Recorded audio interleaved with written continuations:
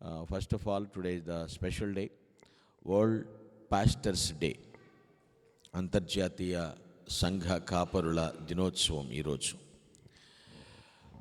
ఈ యొక్క రోజున సేవకుల్ని గౌరవిస్తూ, సన్మానిస్తూ, వారి ప్రయాసను గుర్తిస్తూ, వారి త్యాగాన్ని జ్ఞాపకం చేసుకుంటూ, ప్రతి ఒక్కరూ కూడా దేవుని స్తుతిస్తూ, ప్రార్థించి సహాయ సహకారాలు అందించేటువంటి రోజు ఈరోజు వరల్డ్ పాస్టర్స్ డే. సో ముఖ్యంగా మనం చెప్పాలి అంటే, స్థానికంగా కాపరులు ఉంటారు, కానీ ప్రధాన కాపరి ప్రభు అయినటువంటి దేవుడు. ఆయనే గొప్ప కాపరి, ఆయన ఆత్మల కాపరి. ఆ ప్రధాన కాపరి, గొప్ప కాపరి, ఆత్మల కాపరి ప్రత్యక్షమైపోయేటువంటి గడియ సమీపంగా ఉంది.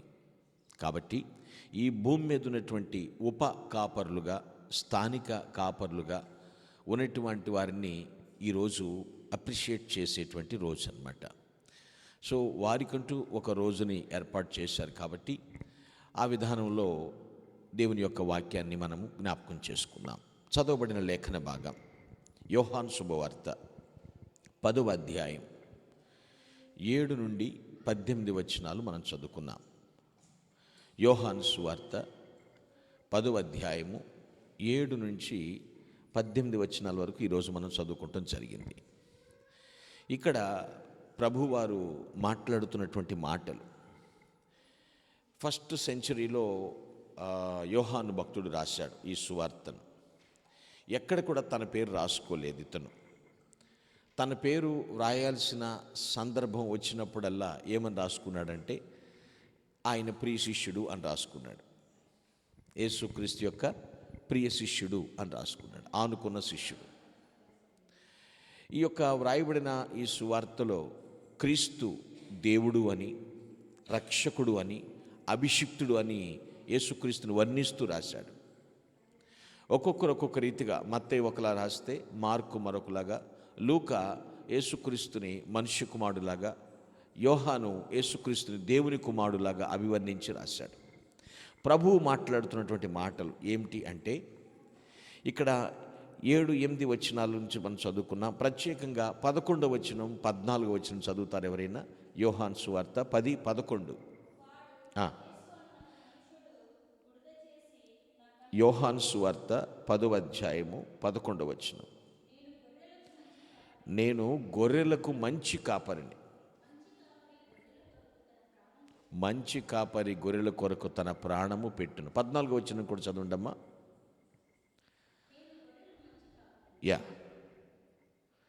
ఇక్కడ చూడండి, ఆయన చెప్తున్న మాటలు 2 సార్లు ఒకటే మాట చెప్పాడు. నేను గొర్రెలకు మంచి కాపరిని. బైబిల్ ప్రకారముగా గొర్రె లాంటి స్వాదు స్వభావం, సాత్విక స్వభావం ఎవరిని అంటే విశ్వాసులతో పోల్చాడు. సో ఆయన మనకు మంచి కాపరి అని పరిచయం చేసుకుంటున్నాడు. ఈరోజు నేను మీకు ఇచ్చే వాక్యం యొక్క అంశం ద గుడ్ షెఫర్డ్. మంచి కాపరి, మంచి కాపరి, ద గుడ్ షెఫర్డ్. ఈ కాపరి విధానాన్ని మనం తెలుసుకునేటప్పుడు చాలా జాగ్రత్తగా పరిశీలన చేయాలి. అందరికీ కాపలాదారులు ఉంటారు, దేనికి దానికే సెక్యూరిటీస్ ఉంటారు, వాచ్మెన్స్ ఉంటారు, కాపలాదారులు ఉంటారు. కానీ ఈ కాపరత్వం వేరు. ఈరోజు మీరు డైలీ బ్రెత్ 5 o'clock 5 minutes ఎప్పుడు కూడా మనం ఎవ్రీడే రిలీజ్ చేస్తుంటాం. ఎవ్రీడే 5 o'clock కల్లా 5 minutes షార్ట్ మెసేజ్ లాగా వస్తుంది, ఆడియో మెసేజ్. దానిలో కూడా ఈరోజు కాపరత్వం గురించి మాట్లాడాను.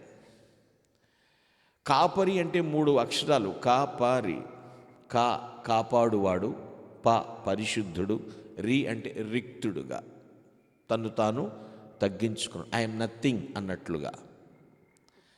ప్రభు చెప్తున్నాడు, నేను గొర్రెలకు మంచి కాపరిని. మంచి కాపరి ఏం చేస్తాడు అనేటువంటి పనులు అక్కడ చెప్తూ ఉన్నాడు. పరిశీలన చేయండి. మంచి కాపరి అని చెప్పడం గొప్పదా? లేదా కీర్తనకారుడు ఇలా చెప్తాడు ఏమని? 23వ కీర్తన 1వ వచనం. ఈ పేజీ ఇలాగే ఉంచండి. 23వ కీర్తన 1వ వచనం. యెహోవా నా కాపరి, నాకు లేమి కలగదు. ఇక్కడ అంటున్నాడు నా కాపరి. గ్రహించండి, రెండూ కరెక్టే. మంచి కాపరి, నా కాపరి.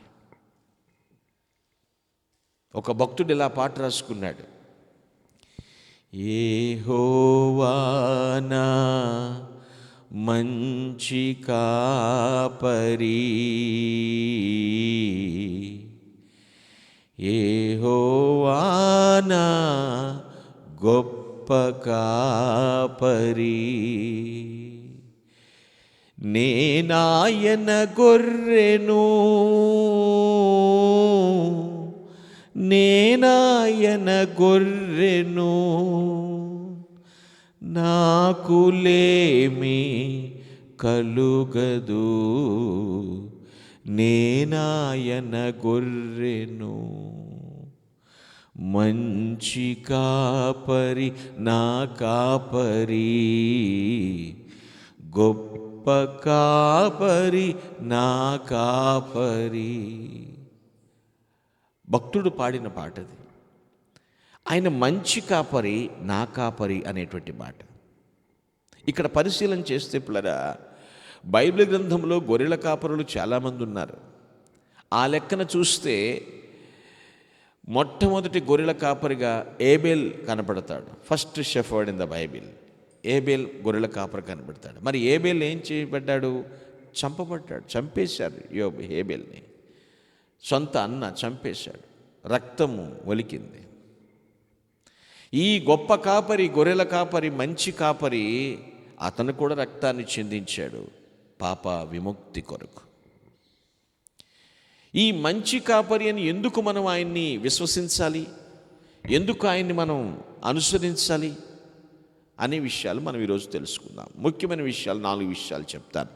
మంచి కాపరి యొక్క లక్షణాలు ఏమిటి? Come to our text, John gospel chapter 10 verse 8th and 9th verses చదువుదాం. 8, 9 వచనాలు. యోహాను 10, 8, 9. ఆ పోయే ద్వారము నేనే. ఎస్, వినలేదు. నేనే ద్వారమును,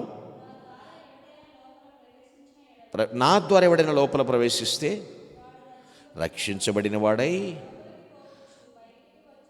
మేత మేయుచు ఉండెను. ఇక్కడ చూస్తున్నారా, గొర్రెల ద్వారమును నేనే అని మాట్లాడుతున్నాడు. మంచి కాపరి అంటానికి ఏంటండి నిదర్శనం అని మీరు ప్రశ్నిస్తే, అక్కడ చెప్తున్నటువంటి మాటలు ఏమిటంటే నేనే పోయేటువంటి ద్వారమును, మార్గమును అని మాట్లాడుతున్నాడు. భూమి మీద ఏ మానవుడైనా ఇక్కడ జీవించిన తర్వాత ఒకనాటికి జీవితం ఇక్కడ ముగించక తప్పదు. పోయే ద్వారమును నేనే అంటున్నాడు పిల్లలు.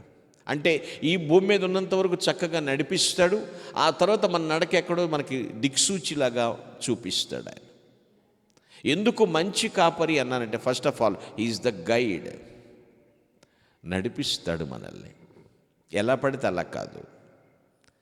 ఎటు వెళ్ళకూడదో అటు ఆప్ చేస్తాడు, ఎటు వెళ్ళాలో అటు మనల్ని నడిపిస్తాడు. ద్వారము నేనే. ద్వారాలు ఎన్నో ఉంటాయి, అర్థమవుతుందండి. మార్గాలు ఎన్నో ఉంటాయి, అన్ని మార్గాలు గమ్యాన్ని చేర్చవు. శరీరానికి స్వేదరంధ్రాలు ఎన్నో ఉన్నాయి చెమట రావడానికి, కానీ ఆహారం తీసుకొచ్చి ఇక్కడే పెడతాం మనం. మార్గాలు ఎన్నో ఉన్నాయి. చాలామంది చెప్తారు ఎట్నుంచి ఎక్కినా ఆ కొండ మీదకి వెళ్తారంటారు. దానికి దీనికి చాలా తేడా ఉంది. గ్రహించండి ప్రియులారా, హీఈస్ ద గైడ్. ఆయన గైడెన్స్ ఎంతో అవసరం మనకి. గొర్రెకు కాపరి గైడ్ లైన్ లేకపోతే మాత్రం గడ్డు పరిస్థితులు ఎదుర్కోక తప్పదు. నేనే, నా ద్వారా అనేటువంటి మాట అంటే దొడ్డిలో నుండి, ఆ ఆవరణంలో నుండి, గొర్రెల దొడ్డిలో నుండి బయటికి తీసుకుని వెళ్తాడు, మేత మేపిస్తూ మళ్ళీ ఆ కరెక్ట్గా ఆ దొడ్డిలోనికి తీసుకొస్తాడు, ఆ ఆవరణలోనికి తీసుకొస్తాడు. ఎక్కడ పడితే అక్కడ తిరగనివ్వడు. గొర్రెకు కొంచెం కష్టంగా ఉండొచ్చు, నా కాపరి నన్ను వదలట్లేదు అటు వెళ్ళొద్దంటున్నాడు, ఇటు వెళ్ళొద్దంటున్నాడు, డైరెక్ట్గా ఆ దొడ్డికే తీసుకురమ్మంటున్నాడు, ఆ దొడ్డిలోనే నన్ను కట్టేస్తానంటున్నాడు, ఆవరణంలోనే నన్ను ఉంచుతున్నాడు అనుకుని కష్టం ఉండొచ్చు, కానీ అది నీ క్షేమం కోసమే, నీ క్షేమం కోసమే. కొన్ని గొర్రెలు కాపరి మాట వినవు, కాపరి ఎటు నడిపిస్తే అటు నడవ్వు, తన ఇష్టం వచ్చిన త్రోవలు వెళ్ళిపోతూ ఉంటాయి. అక్కడ మేత బాగుంది, అక్కడ మేత బాగుంది, అటు బాగుంది, ఇటు బాగుంది, ఇట్లా తిరిగేస్తూ ఉంటారు. చివరికి ఎక్కడొకక్కడ సాతానుడు కౌగిల్లోకి చేరిపోతారు. వాడు వదులుతాడా? దుష్టుడు వదలలేడు వాడు. అందుకనే కాపరిని అనుసరించాలి. ప్రధాన కాపరి ప్రభు ముందుండి నడిపిస్తున్నాడు, స్థానికంగా ఉండే ఉప కాపరి ఆ కాపరి చూపించిన త్రోవలో నడిపిస్తున్నాడు. Is the guide. అందుకే ఆయన మంచి కాపరి, ద గుడ్ షెఫర్డ్. ఎవరు పడితే వాళ్ళు మంచి కాపర్లు కాదండి. బిబ్లికల్ గైడ్ లైన్స్ లేకుండా ఎలా పడితే నడిపించేవారు మంచి కాపర్లు కాదు. ఆయన మంచి కాపరి. నేనే ద్వారమును, నేనే. ఏ ఆవరణంలోంచి తీసుకుని వెళ్తాడు, మళ్ళీ ఆ పరిశుద్ధ ఆవరణలోనికి నడిపిస్తాడు. నా ద్వారా తప్ప అనే మాట రాశాడు. నేనే మార్గమును, సత్యమును, జీవమునై ఉన్నాను. నా ద్వారా తప్ప ఎవడు పైకి ప్రవేశించలేడు. ఆయనే ద్వారం. మరి నేను నడవలేకపోతున్నానండి, నడిపిస్తాడు ఆయన. Book of Isaiah chapter 40 verse 11. యెషయా గ్రంథం 40:11 చదువుతాం. యెషయా గ్రంథం 40:11.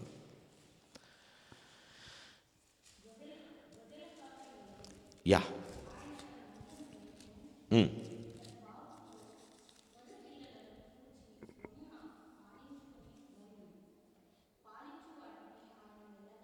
నడిపించును. వింటున్నారు ఇక్కడ విషయాన్ని? గొర్రెల కాపరి వలె మేపుతాడు మందని దేవుడు. బాహువుతో గొర్రె పిల్లల్ని రొమ్మున ఆనించుకుంటాడు, పాలిచ్చు వాటిని ఆయన మెల్లగా నడిపిస్తాడు. అంటే ఒక్కొక్క గొర్రె పట్ల ఎలా బిహేవ్ చేయాలో అలా బిహేవ్ చేస్తున్నాడు. హల్లెలూయా. మీ సమస్య ఏమిటో కాపరి వింటాడు, మీ సమస్యకు పరిష్కారం ఏమిటో తెలియచేస్తాడు, వాక్యానుసారంగా అలా నేర్పిస్తాడు. ఇంకొకరి సమస్య వేరుగా ఉంటుంది, అది వారిగా ఉంటుంది, వారిది వీరిది, వీరిది వారిది ఎక్కడ చెప్పడండి కాపరి అన్నవాడు. అన్నీ దేవునికే తెలియచేస్తాడు. హల్లెలూయా. నిన్ను ఎలా నడిపించాలో కాపరికి తెలుసు. మరి ముఖ్యంగా నీవు గడ్డు పరిస్థితులు ఎదుర్కొంటున్నప్పుడు నీకు ఎలా గైడ్లైన్స్ ఇవ్వాలో కూడా ఆయనకి తెలుసు. అక్కడ ఉంటున్నాడు. మందని మేపటం మాత్రమే కాదు పిల్లరా, పాలిచ్చు వాటిని మెల్లగా నడిపిస్తాడు. పిల్లలనైతే రొమ్మున ఆనించుకుని ఎత్తుకుంటాడు. కాపరికి విలువిస్తున్నావా? కాపరిని గౌరవిస్తున్నావా? నీ సేవకుడు పరిస్థితి ఏమిటని ఎప్పుడన్నా ఆలోచన చేశావా?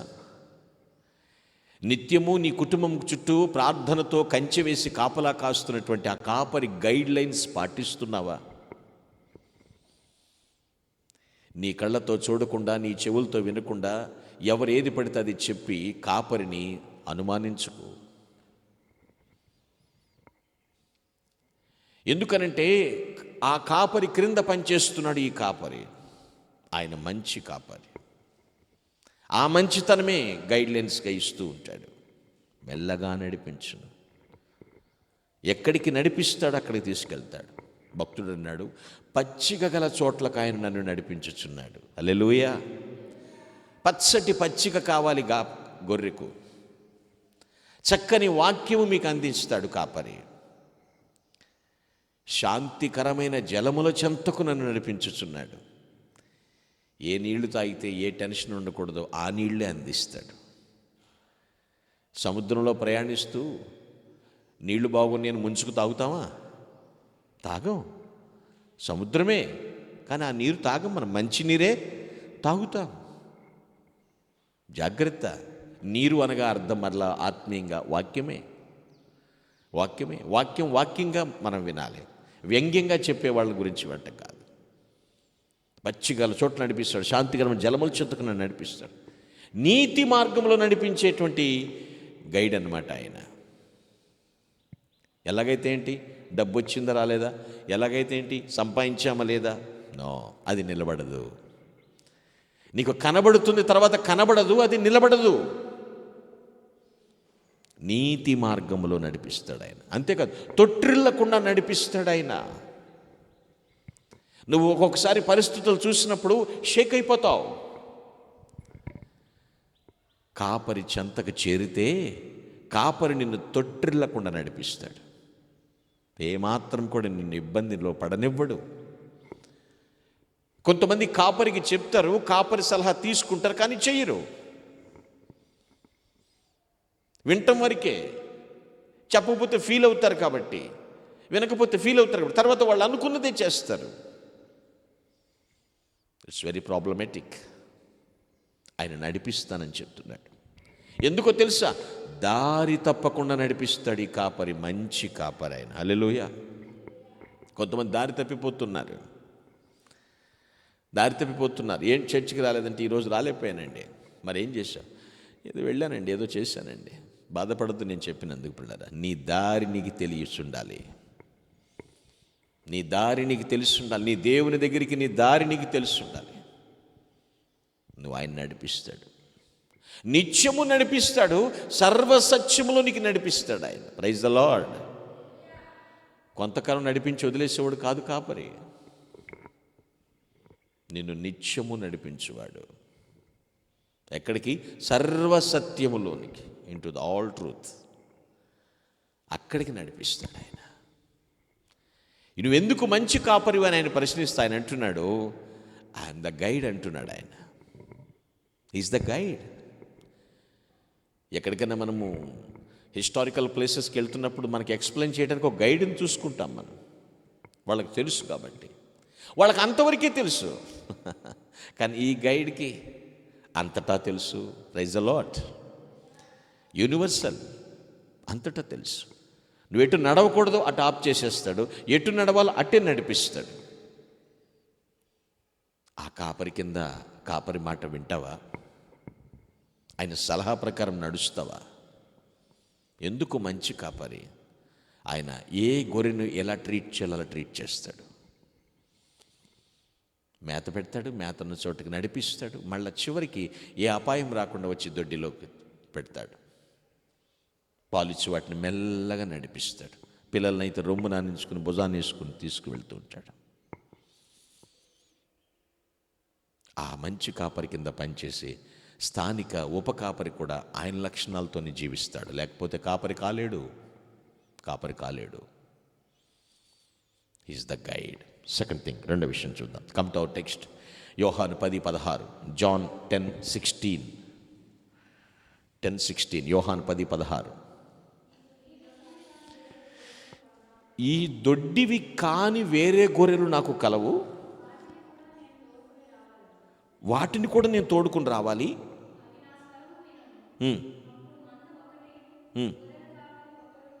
చాలు, జాగ్రత్తగా వినండి. ఈ దొడ్డివి కాని గొర్రెలు కూడా చాలా ఉన్నాయి.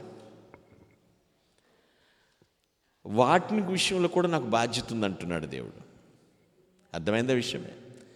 కేవలము క్రైస్తవులకు మాత్రమే ఆయన మంచి కాపరి అని చెప్పుడు కాదు.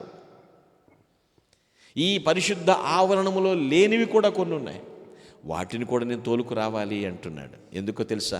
యేసుక్రీస్తు అందరికీ ప్రభువు, కొందరికి అని ఎక్కడ రాయబడలేదు. యెహోవా అందరికీ ఉపకారి అని రాసింది.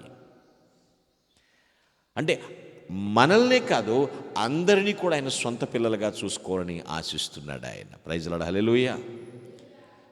So secondly, he own up. ఆయన సొంతం చేసుకుంటాడు. అందరి విషయంలో సొంతం చేసుకోవాలని చూస్తాడు.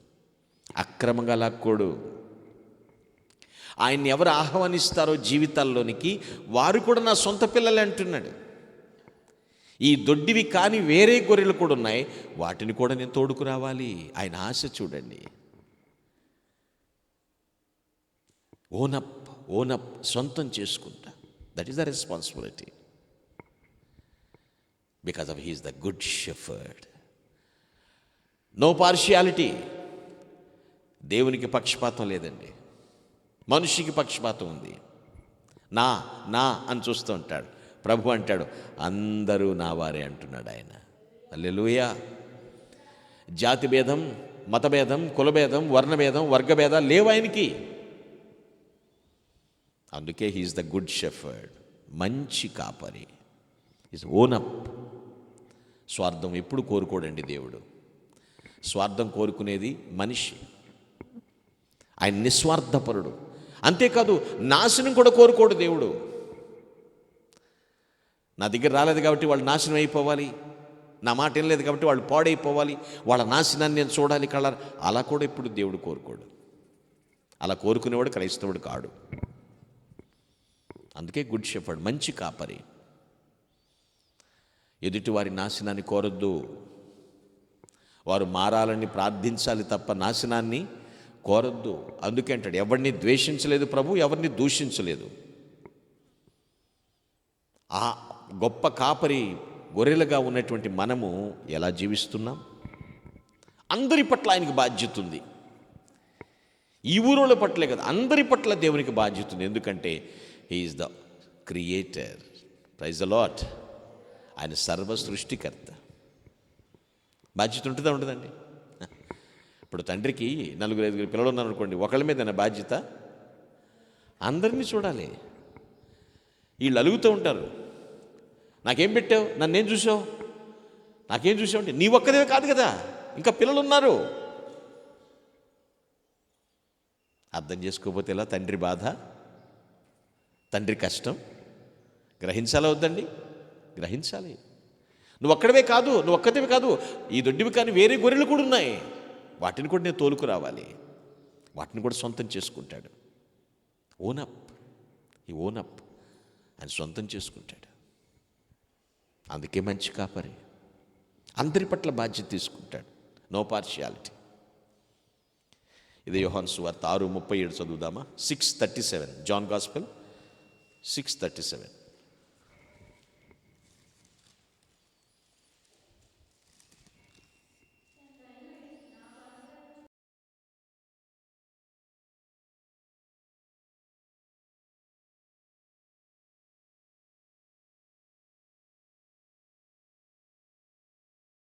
ఎందరిని అనుగ్రహిస్తాడో వారందరూ నా యుద్ధకు వస్తారు, అందరూ నా దగ్గరికి వస్తారు. గ్రహించండి, ఇక్కడ రాయబడినటువంటి మాట, నాకు అనుగ్రహించు వారందరూ నా యుద్ధకు వస్తారు, నేను ఎంత మాత్రము ఆ వచ్చిన వారిని బయటికి త్రోసివేయను అంటున్నాడు. హల్లెలూయా. ఎందరిని ఆకర్షిస్తాడో దేవుడు వారందరూ వస్తారు. వచ్చిన తర్వాత మీరు ఇప్పుడు వచ్చారు కాబట్టి, అర్థమవుతుందా, వీళ్ళంతా ముందు నుంచి ఉన్నారు కాబట్టి మీరు పొండి అనడు దేవుడు. ఆయనలో ఉన్న గుణం అదే. మనిషి అయితే నువ్వు మధ్యాహ్నం వచ్చావు కాబట్టి మధ్యాహ్నం కూలి, నువ్వు చివరి 2 గంటలు వచ్చావు కాబట్టి చివరి 2 గంటల కూలి. అర్థమైన విషయమే. కానీ దేవుడు అలా కాదు. నువ్వు ఎప్పుడొచ్చినా ఆయన దగ్గరికి వస్తే నేను త్రోసివేసేవాడు కాదు ఆయన. హల్లెలూయా. ఆయన త్రోసివేయడు, ఆయన ఎప్పటికీ త్రోసివేయడు. Is own up. సొంతం చేసుకుంటాడు. ఆయన సొంతం చేసుకుంటాడు. ఆయనకు ఆ బాధ్యత ఉంది పిల్లరా. ఆయన దగ్గర రిసీవింగ్ మాత్రమే ఉందండి, రిజెక్షన్ లేదు. ఎవరు నాకు ప్రభువు కావాలని వచ్చినా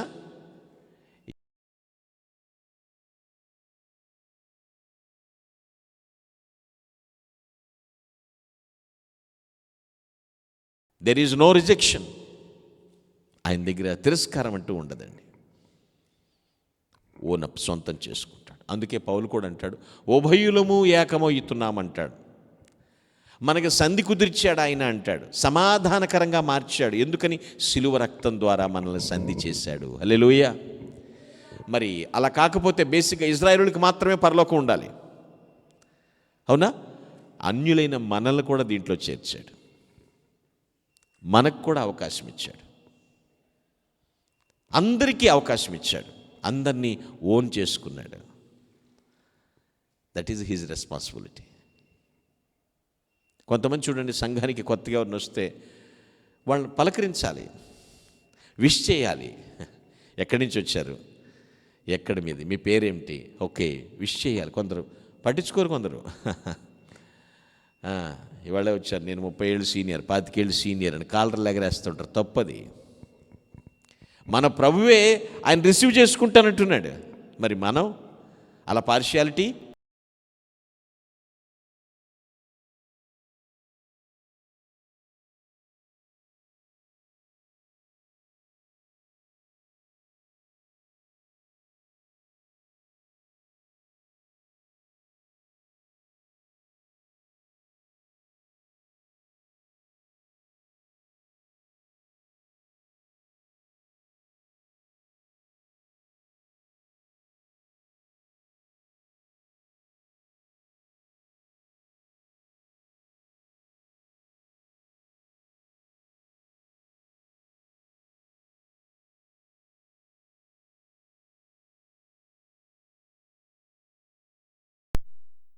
బయట మనకి ఎన్నైనా ఉండొచ్చు. ఆయన అంటున్నాడు, నేను స్వీకరిస్తాను, నీకేం నొప్పి? వాళ్ళు నావారే, వాళ్ళకి నేను ఆశీర్వదిస్తాను, నీకేం బాధ? ఆయన మాట్లాడుతున్న మాట అర్థం చేసుకోండి. ఎస్, ఆయన ఖచ్చితంగా ఖచ్చితంగా మన జీవితాలను బాగు చేస్తాడు. హల్లెలూయా. ఇది ఓన్ అప్. ఆయన సొంతం చేసుకుంటాడు, మనలను సొంతం చేసుకుంటాడు. ఎప్పటికీ కూడా విడిచిపెట్టాడు ఆయన. అంత గొప్ప దేవుడు ఆయన. This is the second thing. అందుకనే he is the good shepherd. ఆయన మంచి కాపరి, మంచి కాపరి. థర్డ్లీ, మూడో విషయం చూద్దాం. యోహాను సువార్త 10వ అధ్యాయం 12 నుంచి 15 వచనాలు చదువుదాం. యా.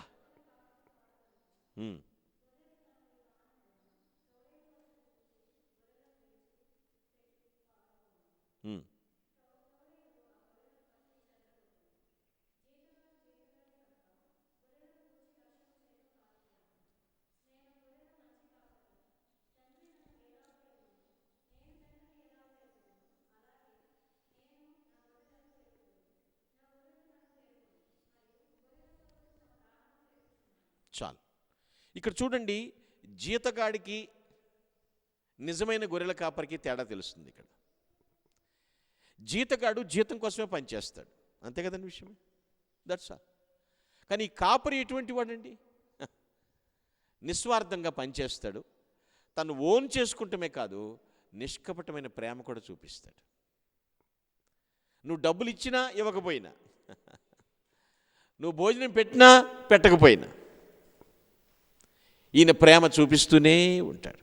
నిష్కపటమైనటువంటి ప్రేమ. ఈయన జీతగాళ్ళలాగా పనిచేయడండి దేవుడు. So thirdly, is open hearted. Is open hearted love. నిష్కపటమైన ప్రేమను చూపిస్తాడు ఆయన. అందుకే ఈజ్ ద గుడ్ షెఫర్డ్, మంచి కాపరి. ఈ లోకంలో కొందరు చూస్తాం, నీతో 10 నిమిషాలు మాట్లాడితే నాకేంటి లాభం అనేవాళ్ళు ఉన్నారండి. ఎస్, నీతో మాట్లాడడం వల్ల నాకేంటి, నీ దగ్గర ఒక పూట ఉండడం వల్ల నాకేంటి. లాభాలు ఆశించే వాళ్ళు ఉన్నారు, బేరాలు ఆడేవాళ్ళు ఉన్నారు. బాధ కదా, చాలా బాధ కదా. ఈయన జీతగాడు కాదు. నేను సృష్టించినవాడు, నీ పట్ల బాధ్యత కలిగినవాడు, నీ క్షేమాన్ని నిత్యం కోరేవాడు, ఎప్పుడు కూడా నా పిల్లలు ఎక్కడున్నా సరే క్షేమంగా ఉండాలని కోరేవాడు. మంచి కాపరి, చాలా మంచి కాపరి. కొందరు నన్ను అంటూ ఉంటారు, ఏంటండి మీరే అడవిలో, ఏంటి అడవిలో? దేవునికి ఇది అవసరం. హల్లెలూయా. ఇది అవసరం. ఆ ప్రధాన కాపరి మాట వినడమే ఈ స్థానిక ఉప కాపరి యొక్క లక్షణం. గుర్తుపెట్టుకోండి విషయాలు.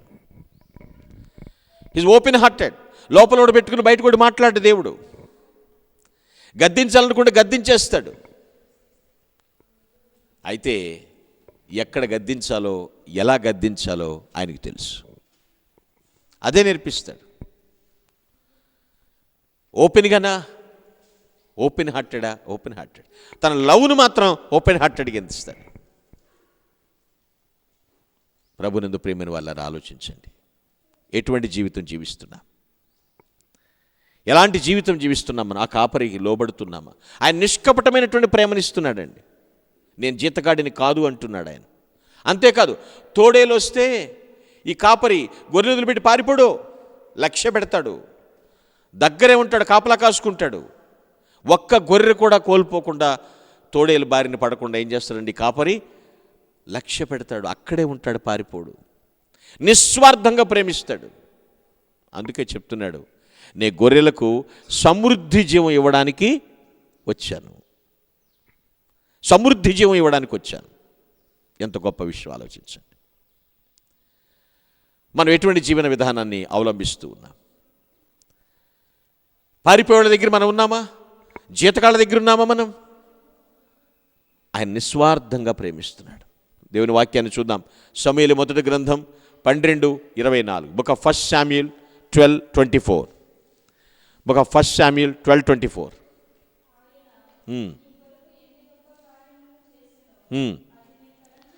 ఆయన మీ కొరకు ఎన్ని గొప్ప కార్యములు చేసినో అవి మీరు తలంచుకుని, మీరు దేవుని యందు భయభక్తులు కలిగి, అమ్మా, దేవుని యందు భయభక్తులు కలిగి నిష్కపటులై పూర్ణ హృదయంతో ఆయనను సేవించుట ఆవశ్యకం, తప్పనిసరి. ఆయన మన కొరకు ఎన్ని గొప్ప కార్యములు చేసినో ఆలోచించండి, జ్ఞాపకం చేసుకోండి. పూర్ణ హృదయంతో ఆయన్ని సేవించటం తప్పనిసరి అంటున్నాడు. ఆయన ఎప్పుడు నిస్వార్థంగా నిష్కపటంగా ప్రేమిస్తున్నాడు. Because he is the good shepherd. ఒక్కొక్కసారి ఆయన చేసిన మేళ్ళు మర్చిపోతూ ఉంటారు, ఆయన చేసిన కార్యాలు మర్చిపోతుంటారు. ఈ చిన్న కష్టం రాగానే దూషించేస్తారు కొందరు. ఏం చేశాడు నా యేసయ్య? ఏం చేశాడని దేవుడు? నేను రాను. ఒక ఆయన అయితే చర్చి కట్టి సేవ మొదలుపెట్టి ఎవరో వచ్చి అల్లరి చేశారని, దేవుడు కాపాడలేదని మొత్తం వదిలేశాడు, మొత్తం అమ్మేశాడు. ఆలోచించండి పిల్లరా. ఈయన ఈజ్ ఓపెన్ హార్టెడ్, నిస్వార్థంగా నిష్కపటంగా ప్రేమిస్తాడు. అందులో ఆయన గొప్పతనం అదే. నేను గొర్రెలకు జీవము కలగడానికి, సమృద్ధిగా జీవం ఇవ్వడానికి నేను వచ్చానని చెప్తున్నాడు. ఎందుకంటే మనం నిజంగా వాక్యానుసారంగా జన్మించిన వారమైతే, అక్షయ బీజం నుండి పుట్టిన వారమైతే, కాపరికి లోబడి మనం జీవిస్తాం, కాపరికి లోబడి జీవిస్తాం, కాపరి మాట వింటాం ఖచ్చితంగా. మనం అటువంటి వారమని గుర్తుపెట్టుకోవాలి. మనము కూడా ఆయన ఎటువంటి నిష్కపటమైన ప్రేమ చూపించాడో మనం కూడా అటువంటి ప్రేమ కలిగి ఉండాలి. తేడా ఉండకూడదు. దేవుని ప్రేమకు దేవుని పిల్లల ప్రేమలు తేడా ఉండకూడదండి. అలాంటి ప్రేమే చూపించాలి లోకానికి. Because for God so loved the world, దేవుడు లోకముని ఎంతో ప్రేమించాడు. Is open hearted. మాయా మర్మాలు లేవు ఆయనకి, కుళ్ళు కుతంత్రాలు లేవు. నిస్వార్థంగా జీవించాడు ఆయన. Is the good shepherd. జీతగాళ్ళలాగా జీతం ఇస్తేనే పని చేస్తా, లేకపోతే నేను పని చేయను అనలేదు ఆయన. ఇది నా విధి, this is my duty, that's all. బ్రతికించువాడు ఆయన. హల్లెలూయా. బ్రతుకు నేర్పువాడు కూడా ఆయనే. Is the good shepherd. Is open hearted. నిష్కపటమైనటువంటి ప్రేమ. Fourthly and finally come to our text, John 10:11. యోహాను 10:11 చదువుదాం. యా, వర్స్ 15 ఆల్సో, 15వ వచనం.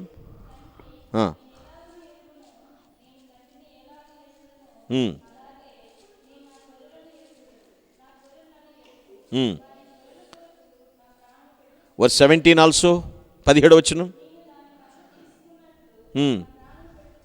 Verse 18 also.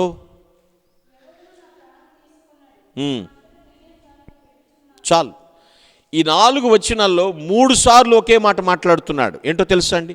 నా గొర్రెల కొరకు నా ప్రాణము పెట్టుచున్నాను,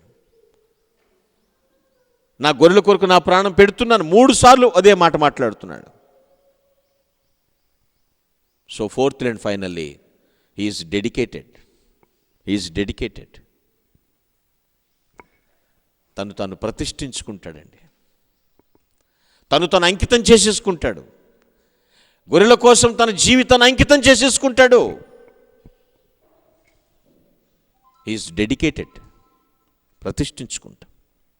ప్రాణం పెట్టుట, త్యాగం. ఆవరణంలోనికి, ఆ దొడ్డిలోనికి తోలేసిన తర్వాత గొర్రెలన్నిటినీ ఆ ద్వారం దగ్గర అడ్డంగా పడుకుంటాడు కాపరి. ఏ తోడేలు వచ్చి ఒక్క గొర్రె పిల్లను కూడా ఎత్తుకుని పోకుండా, చంపకుండా ఉండడానికి ఆ ఎంట్రన్స్ డోర్ దగ్గర ఏం చేస్తాడండి? అడ్డంగా పడుకుంటాడు కాపరి. ఒకవేళ తోడేలు వస్తే ముందు ఎవరిని చంపాలి? కాపరిని. అక్కడ అంటున్నాడు, నేను ఒక్కదాన్ని కూడా నష్టపోను, అవసరమైతే నా గొర్రెల కోసం నా ప్రాణం ఇచ్చేస్తాను. అలాగే ప్రాణం ఇచ్చాడు ఆయన. హల్లెలూయా. వాస్తవంగా దాడి గొర్రెల మీద జరగాలి, కానీ ఎవరి మీద జరిగింది? కాపరి మీద. మనుషులందరి పాపముల కొరకు ఒక్కడు మరణించాడు. క్రీస్తు తన యొక్క ప్రాణాన్ని త్యాగం చేశాడు. ఆలోచించండి పిల్లరా. Is dedicated. ప్రతిష్ఠించుకున్నాడు. అక్కడ అన్నాడు, నా అంతట నేనే అన్నాడు. అక్కడ నా అంతట నేనే ప్రాణం పెడుతున్నాను. నా అంతట నేనే. దొడ్డికి, ఆ దొడ్డి ద్వారానికి అడ్డంగా పడుకునుట, తోడేలతో ఫైట్ చేయటం. తోడేలు ఎలాంటి రకమైనప్పటికీ కూడా ఫైట్ చేయటం, పోరాడటం. నేను కొందరిని గమనిస్తాను, డివోటెడ్గా కనబడతారు కానీ డెడికేటెడ్గా ఉండరు. కొంతమంది డివోటెడ్గా కనబడతారు, మంచి డివోషనల్ పర్సన్ అన్నట్టుగా, డివోటెడ్ అన్నట్టుగా, కానీ డెడికేషన్ ఉండదు వాళ్ళ దగ్గర. కనబడటం వరకే డివోటెడ్గా ఉంటారు. పైకి భక్తుల్లాగా ఉండి లోపల దేవుని శక్తిని ఆశ్రయించకపోతే వ్యర్థమే. భక్తులుగా కనబడటం ఏముంది? ఎవరన్నా కనబడతారు. ఈయన అలా కాదండి, డెడికేటెడ్. తన ప్రాణాన్ని ఇచ్చేసాడు అంతే. Book of Isaiah chapter 53 verse 12. యెషయా గ్రంథం 53:12 చదువుకుందాం.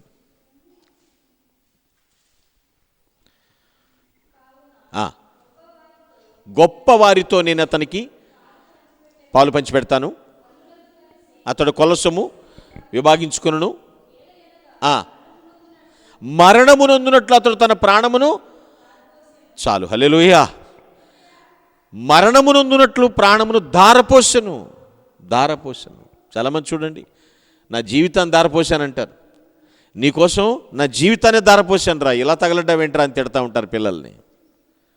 ప్రభువు మన కోసం తన ప్రాణమును ధారపోయుట. ఎవరు ఆయన ప్రాణం తీయలేదండి, ఆయనంతట ఆయనే ప్రాణం ఇచ్చాడు. ఎవరు ఆయన ప్రాణం తీయలేరు, ఎవరు ఆయన పునరుద్ధానాన్ని ఆపలేకపోయారు. సమాధి నుంచి తిరిగి లేవడాన్ని ఎవరు కూడా ఆపలేకపోయారు. దేవుడండి ఆయన ప్రభు. Is dedicated. ఆయన ప్రతిష్ఠించుకున్నాడు. తన గొర్రెల కొరకు తన ప్రాణం ఇచ్చుటకు ఆయన ప్రతిష్ఠించుకున్నాడు. ఎంత గొప్ప సంగతి. హల్లెలూయా. ప్రతిష్ట వేరు, ప్రతిష్ఠించుకునుట వేరు. మళ్ళీ కొందరు అనుకున్నట్టు ప్రతిష్ట అంటే పేరు ప్రతిష్టలు అనుకుంటారు, కానీ ఇది అలాంటిది కాదు. ప్రతిష్ఠించుకునుట, డెడికేటెడ్, అంకితం చేసేసుకునుట. ఏ పని చేయాలనుకున్నా ఆ పని కోసం ఖచ్చితంగా ఇచ్చేసుకుని, తన జీవితాన్ని ఇచ్చేసుకునుట. పరువు ప్రతిష్టలు వేరు, పేరు ప్రతిష్టలు వేరు. అది ఫేమ్, ఇది డెడికేషన్. ప్రభు తన గొర్రెల కోసం తన ప్రాణం ఇచ్చాడు. తన ప్రాణం ఇచ్చాడు. పిల్లలు ఆలోచించండి. కమిట్మెంట్ అయిపోయాడు, అంత కమిట్ అయిపోయాడు దీనికోసం. అందుకే హీఈస్ ద గుడ్ షెఫర్డ్. ఆయన మంచి కాపరి, మంచి కాపరి. నేను ముగిస్తున్నాను పిల్లరా. Today topic of the message, the good shepherd. మంచి కాపరి. ప్రభువు మంచి కాపరి. ఎందుకు ఆయన మంచి కాపరి? 4 ముఖ్య లక్షణాలు చెప్పాను. First of all, G stands for he is the guide. ఆయన నడిపిస్తాడు, నీతి మార్గములో నడిపిస్తాడు మనల్ని. ఎలా పడితే అలా కాదండి, దారి తప్పిన వాళ్ళందరినీ దారిలోకి తీసుకొస్తాడు. సెకండ్ థింగ్, ఇది ఓనప్. వేరే దొడ్డి కానీ వేరే గొర్రెలను కూడా, ఎక్కడెక్కడ ఉన్నాయో కూడా, అన్యులు ఎవరైనప్పటికీ కూడా వాళ్ళని కూడా సొంతం చేసుకుంటాడు, బాధ్యత తీసుకుంటాడు. వాళ్ళు కూడా నావారే, వాళ్ళని కూడా నేనే సృష్టించాను, నా చేత్తోనే తయారు చేశాను. ఓనప్ చేసుకుంటాడు, సొంతం చేసుకుంటాడు బాధ్యతగా. Thirdly, O stands for open hearted. He is open hearted. నిష్కపటమైన ప్రేమ చూపిస్తాడు. గద్దించాల్సినప్పుడు గద్దిస్తాడు, ప్రేమించాల్సి వచ్చినప్పుడు ప్రేమిస్తాడు. He is open hearted. Fourth and final, D stands for he is devoted. He is dedicated, not devoted, dedicated. కొంతమంది డివోటెడ్ దగ్గర ఆగిపోతారు. డెడికేటెడ్ కూడా రావాలి. ప్రతిష్ఠించుకున్నాడు మన కోసం. గైడెన్స్ ఉంది, ఓనప్ ఉంది, ఓపెన్ హార్టెడ్లా ఉంది, డెడికేషన్ ఉంది. జీవోవేడి good. Is the good shepherd. ఆయన మంచి కాపరి. ఎన్నడ కాపలా కాస్తాడండి? ఎప్పుడు దాకా నన్ను చూస్తాడండి అంటే అంతము వరకు కాపాడువాడు. హల్లెలూయా. ఇజ్రాయేలును కాపాడువాడు కునుకడు, నిద్రపోడు. నీ పాదములకు రాయైనా తగలకుండా దూతలకు ఆజ్ఞాపిస్తాడు. మిమ్మల్ని ముట్టినవాడు ఆయన కనుగుడ్డును ముట్టినట్లుగా భావిస్తాడు. ఎవరు మిమ్మల్ని టచ్ చేయలేరు. దేవుని బిడ్డ, నిజమైన దేవుని బిడ్డను టచ్ చేశారు అంటే దాని అర్థం దేవుని కనుగుడ్డును టచ్ చేసినట్టు. సామాన్యంగా ఉండదండి అక్కడ, అంత సాదాసీదాగా ఉండదు. Is the good shepherd. మంచి కాపరి, మంచి కాపరి. కన్క్లూజన్, ముగింపులో చూద్దాం. ప్రకటన గ్రంథం 7:17, revolution 7:17, book of revolution 7:17. Yeah,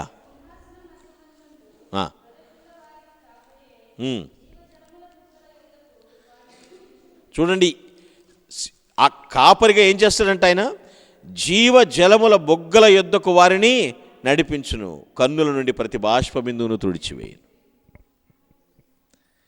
ఎక్కడ దాకా తీసుకెళ్తాడంటే జీవజలం తాగించేదాకా తీసుకెళ్తాడు. ఎప్పుడైతే ఆ జీవజలం తాగుతామో ఆయన దగ్గరికి వెళ్ళిన తర్వాత అప్పుడు ఎన్నటన్నిటికీ మరణించము, నిత్యము ప్రభువుతో జీవిస్తూనే ఉంటాము, పరలోక పరిపాలన చేస్తూ ఉంటాం. ఈ కాపరి అప్పుడు దాకా మనల్ని నడిపిస్తూనే ఉంటాడు. ఎంత గొప్ప సంగతి ఆలోచించండి పిల్లలు. సింహాసన మధ్యముండు గొర్రెపిల్ల వారికి కాపరిగా జీవజలముల బొగ్గల యొద్దకు నడిపిస్తాడు. నేను ముందే చెప్పాను, ఆయన ప్రధాన కాపరి, గొప్ప కాపరి, ఆత్మల కాపరి. ఆయన యుగ యుగాలు కూడా మనల్ని నడిపిస్తాడు. ఏదో నీ తరం మాత్రమే కాదు, నీ తర్వాత తరం, నీ తర్వాత తరం మాత్రమే కాదు, యుగ యుగాలు కూడా ఆయన నడిపిస్తూ ఉంటాడు. కాపరిగా, నాయకుడిగా నడిపిస్తూ ఉంటాడు. ఆ గుడ్ షెఫర్డ్ని మనము ఖచ్చితంగా గ్రేట్గా డివోట్ చేయాలి. ఖచ్చితంగా గొప్ప ఆరాధన ఇవ్వాలి ఆయనకి. మనం మంచి కాపరి, మంచి కాపరి ఆయన, సంఘానికి మంచి కాపరి. ఆ కాపరి బాటలో నడుస్తాడు ఈ ఉపకాపరి, స్థానిక కాపరి. ఆ లక్షణాలే, వేరే ఏ లక్షణాలు వేసినా రాణించలేడు కాపరి, రాణించలేరు. ప్రేర ఆలోచన చేయండి. ఒకానొక సమయంలో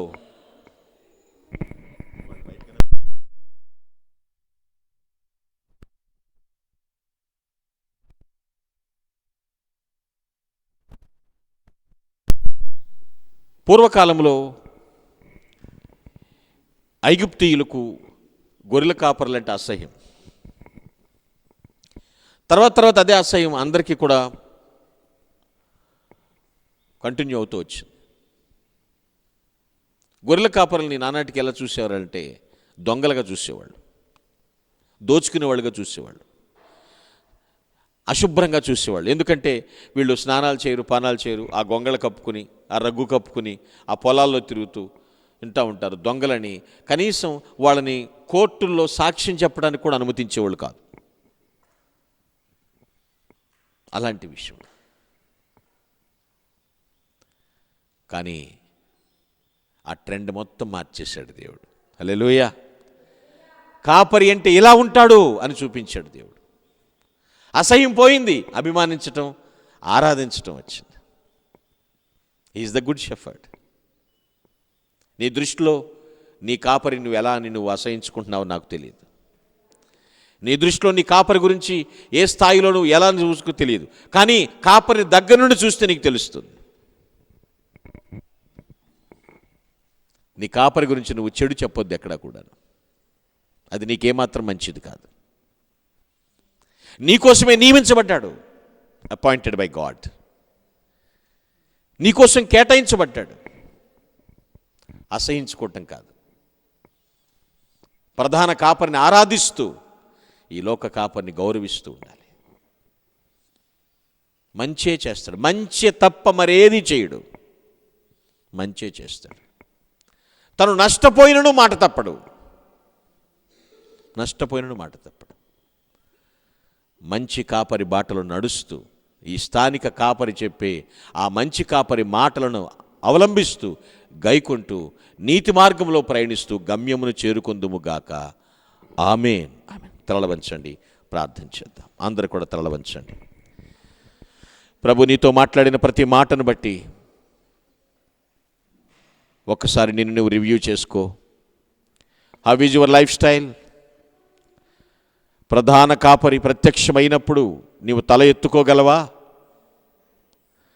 he is the good shepherd. ప్రభువా, నా కాపరి, నీవే నా ఊపిరి, నీవే నా ఊపిరి. ఒక చిన్న డెసిషన్ తీసుకో. చక్కని కమిట్మెంట్తో నువ్వు జీవించాలి. It's time for reformation. ఇది దిద్దుబాటు సమయం, ఇది సరి చేసుకోవాలి. Please take a radical decision. ఒక విప్లవాత్మకమైన తీర్మానం తీసుకో నీవు. ఓ నా ప్రధాన కాపరి, ఓ నా గొప్ప కాపరి, ఆత్మల కాపరి, నీకు వందనాలు అంటూ నీ అడుగుజాడలు నడుస్తానని తీర్మానం చేయి. ప్రభువా, అనేక మంది అన్య జనాంగాన్ని నువ్వు సొంతం చేసుకున్నప్పుడు నేను పార్షియాలిటీ చూపించను ప్రభువా. నిష్కపటంగా ప్రేమిస్తాను తండ్రి. నాయన, నేను కూడా డెడికేషన్ చేసుకుంటాను, నీ పని కొరకు నియమించబడతాను ప్రభువా అన్నట్లయితే నీ కుడి చేయి పైకెత్తి దేవుని సన్నిధిలో తీర్మానం చేయి. Now it's time for take a radical decision. సిగ్గుపడద్దు చేయెత్తటానికి. ప్రభువా, నేను వాక్య ప్రకారం జీవించాలనుకుంటున్నాను అన్నట్లయితే thank you, thank you my dear brothers and sisters. మీ చేతులు దించండి, మీకోసం ప్రార్థిస్తాను. ప్రేమ కలిగిన తండ్రి, నీకు వందనాలు. నువ్వెంతైనా నమ్మదగిన దేవుడవు నాయన, మాకు చాలిన దేవుడవు. మహోన్నతుడానికి స్తోత్రాలు, స్తోత్రాలు తండ్రి. నీకే వందనాలు చెల్లిస్తున్నాను. ఈరోజు తండ్రి ప్రభు, ఎంతమంది అయితే ప్రధాన కాపరి బాటలో మేము ప్రయాణం చేస్తాము, ఈ లోకంలో ఉన్నటువంటి స్థానిక కాపరి, ఉప కాపరి చెప్పినట్లుగా మేము వింటాము అని తీర్మానించుకున్నారు. అంటే తీర్మానములు స్థిరపరచండి, వారిని ప్రత్యేకంగా ఆశీర్వదించండి, వారి స్తుతులు స్వీకరించండి. క్రీస్తు పేరిట వేడుచున్నాము దేవా, ఆమేన్.